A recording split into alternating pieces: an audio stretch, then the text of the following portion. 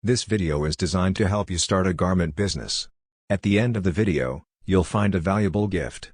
It's a garment business plan that you can download, and will lay down for you, step by step, everything you need to know to start a successful garment business of your own. If you are new to this channel, make sure to hit the subscribe button for more videos like this. The garment business is among the oldest and most profitable businesses in the world. Next to food, garments are an essential part of where people spend a significant amount of money. With fashion and trend changing every day, there is scope for both niche players and large players to make money. Garment business models. There are various garment business models an entrepreneurs could adopt. For most entrepreneurs starting a garment business, it is recommended that they pick one of the areas, and then build forward or backward integration, as they scale. Fabric manufacturing. Garment manufacturing is normally capital intensive and requires good infrastructure. Garment manufacturing starts with processes like weaving or knitting followed by dyeing. All these processes require extensive capital, infrastructure and manpower requirements. Fabric trading. Garment makers regularly purchase various types of fabric from the market for making clothes. However, the type of fabric and the quantity would vary, depending on the order. Hence, most garment makers would purchase from a fabric trader who aggregates demand for garment makers. Those wishing to start a fabric trading business must have good connections with fabric manufacturers, and access to working capital funds. Fashion designers. Once fabric is manufactured, it would have to be stitched and made into garments based on various styles. Here, fashion designers and garment makers play a major role. Those wishing to become a fashion designer must have strong fashion skills, and those wishing to make garments must be able to execute orders for garments, based on the client or designer's requirement. Fashion and garment retailing. This is the last stage in the garment business where garments are retailed to clients, at various locations and through various channels. Garment sales can be done online or offline through a network of stores. Those wishing to start a garment retailing business can choose between online or offline retailing. Online retailing involves various aspects, like website development, marketing, SEO, and software development. Offline retailing on the other hand would entail infrastructure management, marketing, and promotion. Market research. Before starting a business, it's important to conduct a market research. In market research, the entrepreneur must first figure out the demand for the product or service that he might be dealing with. The mode, location and area for the business must then be decided while taking into various other factors. Location of the business. For offline garment retailing, the location of the business would play an important role in determining its success. The entrepreneur must ensure that the location has the right target audience and is accessible easily. While selecting a location for a garment business, keep in mind the following aspects: visibility from road, ability to advertise, availability of power, access to the shop, ample floor space to display, storage products, parking place for shoppers. There is a lot of clothing business opportunities out there, but you can't start an actual garments business unless you figure out what you want to sell. Nailing down a product line is the first step. Perhaps you want to focus on lingerie and loungewear. Maybe you want to jump into the world of custom denim.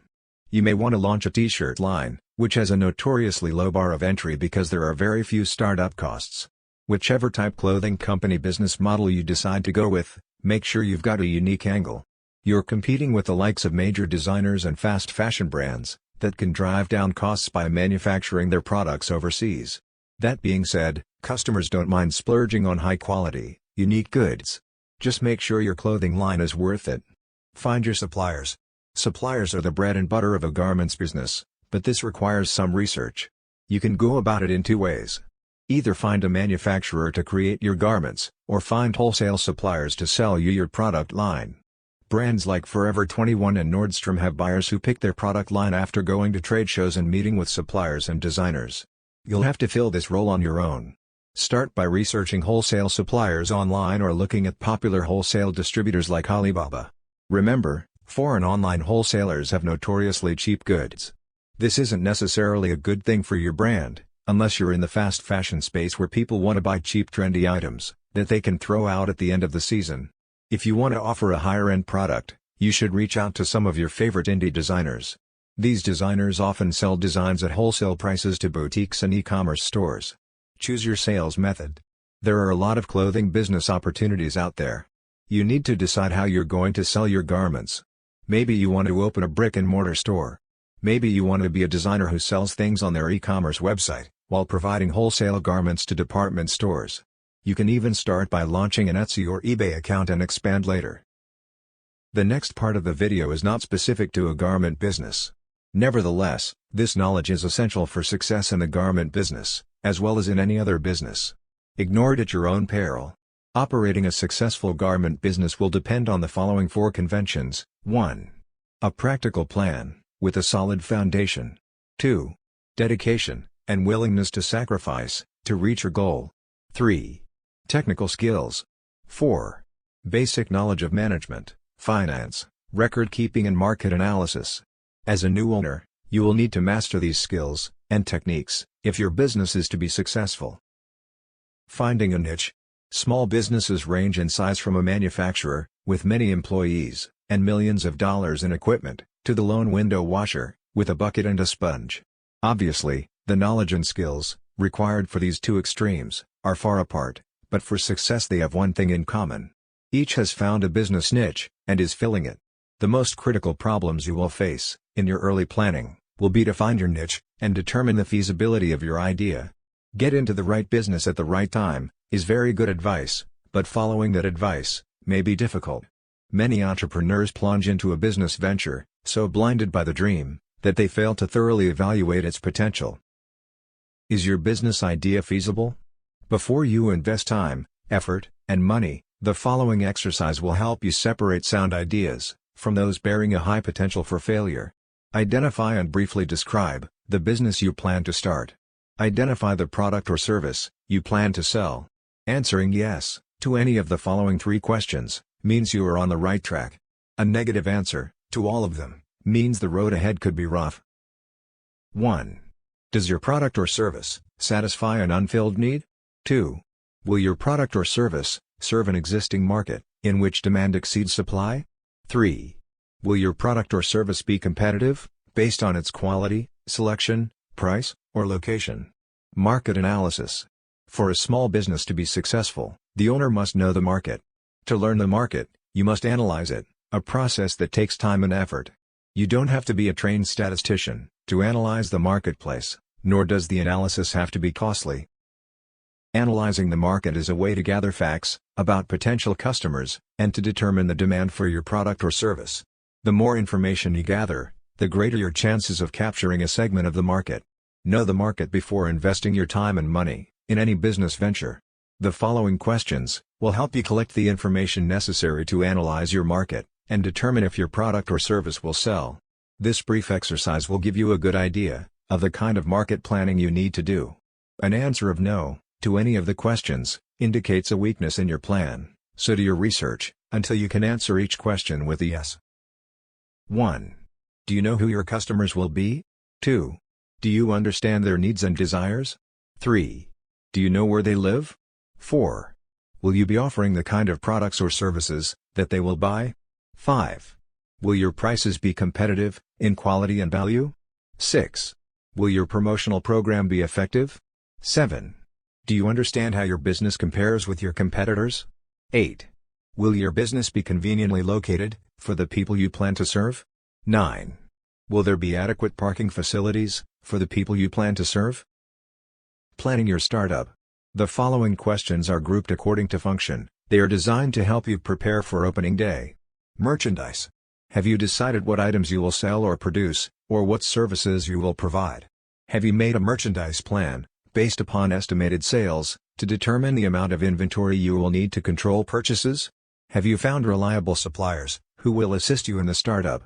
Have you compared the prices, quality, and credit terms of suppliers? Business records. Are you prepared to maintain complete records of sales, income and expenses, accounts payable, and receivables? Have you determined how to handle payroll records, tax reports, and payments? Do you know what financial reports should be prepared, and how to prepare them? Finances. A large number of small businesses fail each year. There are a number of reasons for these failures, but one of the main reasons is insufficient funds. Too many entrepreneurs try to start and operate a business without sufficient capital, money. To avoid this dilemma, you can review your situation by analyzing the following 3 questions. 1. How much money do you have? 2. How much money will you need to start your business? 3. How much money will you need to stay in business? In order to answer the second question, how much money will you need to start your business? You need to prepare an estimate of all your startup costs. Here is a list of items you may need to take into account. Note that this list is for a retail business. Items will vary for service, construction, manufacturing or online firms. Decorating and remodeling, fixtures and equipment, installing fixtures and equipment, services and supplies, beginning inventory cost, legal, professional fees, licenses and permits, telephone utility deposits, insurance, signs, advertising for opening, unanticipated expenses. Now, the answer to the third question, how much money will you need to stay in business? Must be divided into two parts, immediate costs, and future costs. From the moment the door to your new business opens, a certain amount of income may come in. However, this income should not be projected in your operating expenses. You will need enough money available to cover costs for at least the first 3 months of operation. The following list will help you project your operating expenses on a monthly basis. Typical expenses for 1 month may include your living costs, employee wages, rent, advertising, supplies, utilities, insurance, taxes, maintenance, delivery, transportation, miscellaneous. Now sum up the total estimated monthly expenses and multiply it by 3. This is the amount of cash you will need to cover operating expenses for 3 months.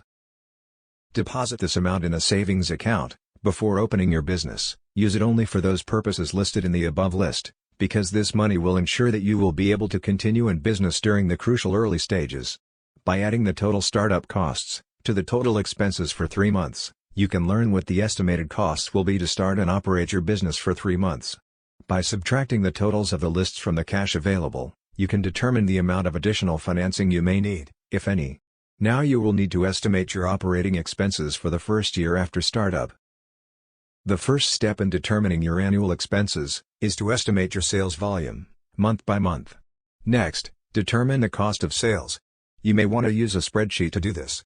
After startup, the primary source of revenue in your business will be from sales, but your sales will vary from month to month because of seasonal patterns and other factors. It is important to determine if your monthly sales will produce enough income to pay each month's bills. An estimated cash flow projection will show if the monthly cash balance is going to be subject to such factors as the following: failure to recognize seasonal trends, excessive cash taken from the business for living expenses, too rapid expansion, and slow collection of accounts if credit is extended to customers. Conclusion: if you have carefully answered all the questions in this video, you have seriously thought about your goal. However, there may be some things you may feel you need to know more about. Owning and running a garment business is a continuous learning process. Research your idea, and do as much as you can, yourself, but don't hesitate to seek help from people who can tell you what you need to know. As we conclude this video, it's time you get your free garment business plan gift. Go to the description below this video to get it now. It is completely free, no strings attached. Thanks for watching. If you enjoyed this video, please like and hit the subscribe button for more videos like this.